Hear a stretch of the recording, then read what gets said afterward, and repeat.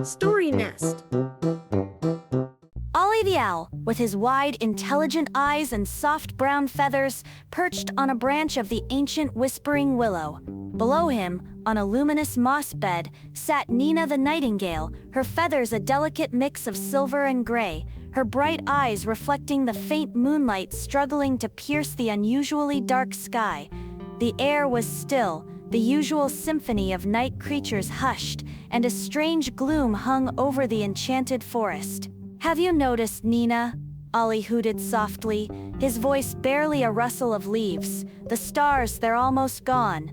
Nina tilted her head, her keen eyes scanning the inky expanse above. "Indeed, Ollie," she chirped, her usual melodic tone tinged with worry.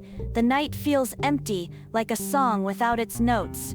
The little glowworms have been dimmed too, as if they've lost their spark." A wise old badger, Barnaby, shuffled into their small clearing, his usually bright eyes clouded with concern. "The legends speak of a time when the starlight fades," he grumbled, his voice raspy like dry leaves. "It happens when the heart of the night, a crystal hidden deep within the Shadow Mountains, loses its shimmer." Ollie and Nina exchanged determined glances.